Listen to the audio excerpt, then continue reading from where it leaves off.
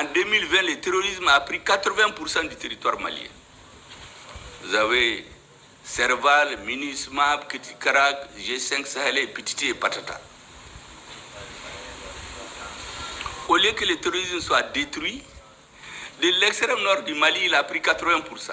Donc ça veut dire que le premier argument c'était faux, c'était du mensonge qu'on a transformé en vérité. On dit ensuite, c'est pour restaurer l'autorité de l'État sur l'ensemble du territoire. Mais ce n'est pas les Français qui ont empêché l'armée malienne de rentrer à Kidal. C'est la France qui a divisé le Mali en deux et créé une enclave où il n'y avait plus d'autorité. Là-bas, il y a un État dans l'État. Il y a des mines d'or. Des centaines de milliers de personnes quittent le Soudan et le Tchad. Ils les exploitent. Personne ne sait où va l'or. 1 franc, il n'y a aucun développement dans la région du Nord pendant 10 ans. Donc, les discours sur l'autorité de l'État, c'était du mensonge. Troisièmement, appliquer les résolutions des Nations Unies. Mais les résolutions des Nations Unies, vous allez-y les lire. D'une année à l'autre, ça change comme vous changez votre chemise. Quand elle est sale, vous l'avez, vous changez. Elles sont totalement différentes. Moi, je les connais toutes par cœur pratiquement. Totalement différentes. Et vous savez, quand l'opération Serval est intervenue, quand on a continué à la signature de l'accord, les Maliens ont accepté la MINUSMA parce que dans la conscience collective des Maliens, eux, ils ne savent pas que les Nations Unies ne peuvent faire que les forces d'interposition. Pour eux, les Nations Unies venaient nous aider à écraser les terroristes. Les Maliens sont restés dans cette illusion jusqu'à ce qu'on ait signé l'accord d'Alger en 2015. Dès que ça a été signé, le 20 juin, ils ont mis le radendum, le poison là. Le représentant de la MINUSMA est allé à l'Assemblée pour leur dire qu'eux, ils ne sont pas venus pour se battre. Donc, on a intimidé, on a mis dans la tête des élus, des décideurs maliens, que les Nations Unies ne sont pas au Mali pour la paix.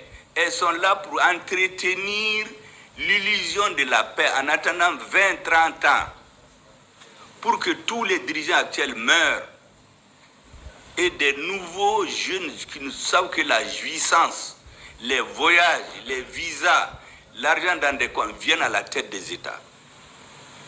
Ils seront démocratiquement élus et personne ne peut les toucher. Cette histoire de dire que la CEDEAO va intervenir dans les pays africains, mais la CEDEAO c'est une organisation économique au départ. C'est les présidents dits démocratiquement élus là qui ont été maîtres dans les textes qu'il faut prendre des sanctions. Mais quand le coup d'État est intervenu au Mali en 2020, vous savez, le premier qui a suspendu le Mali, qui a sanctionné le Mali, ce n'est pas la somme des chefs d'État. C'est un commissaire, le commissaire de la CEDEAO, un fonctionnaire de la CEDEAO, décide de sanctionner un État. Il n'y a même pas eu de réunion des chefs d'État encore. Et quand la réunion des chefs d'État s'est tenue, ils ont pris des mesures qui ne sont dans aucun texte de la CEDEAO. Aux Nations Unies, il y a la loi, il y a la résolution pour les pays sans littoral. Il est interdit par les Nations Unies des jets d'embargo contre des pays sans littoral. Mais ils l'ont fait contre le Mali. Contre le Niger, c'était pire. Et on a voulu les tuer vivants, enterrer vivants. Même les médicaments des Africains qui sont chez eux se réunissent, ils prennent des décisions pour tuer d'autres Africains. Et nous savons que c'est sur commande. Parce qu'à la veille de chaque sommet de la CEDEAO, il y a un président qui sort en Europe, qui ne connaît pas l'histoire, qui dit « Ah, je vais téléphoner à tel pour prendre des sanctions ». Donc au Mali, on connaît déjà les résolutions par la voix d'un président européen avant les sommets de la CEDEAO. Donc c'est des présidents qui étaient là pour préserver leur poste. Ici, tout ce qu'on l'amène. Les papiers allaient à l'Union africaine, bon, ils ont endossé. Ça allait à l'ONU. Heureusement qu'à l'ONU, ils ont refusé, parce que c'est illégal. Ensuite, ils disent que vous voulez faire un état de droit. On attaque les résolutions à la commission judiciaire de l'UEMOA, qui donne raison au Mali. Et les chefs d'État refusent d'appliquer. Mais vous voulez faire un état de droit en violant la loi? Parce que dans les statuts de la BCEAO, nulle part ce n'est autorisé de confisquer, de faire du brigandage contre les ressources d'un pays. Parce que le président français le voulait, et quelques présidents en Afrique, démocratiquement élus, qui prennent des sanctions contre le Mali, embargo contre le Mali. Après, on les voit dans des avions, ils vont en Russie, parler avec Poutine qu'ils cherchent des armes. Ou on réunit nos présidents en Russie.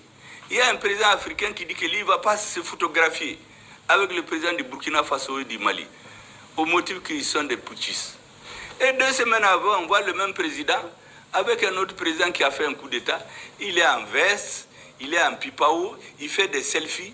Mais je dis, c'est lui qui t'a mis en mission là, il ne va jamais te respecter. Donc la réalité, c'est que les chefs d'État africains, les intellectuels africains, il faut que les Européens apprennent à nous respecter.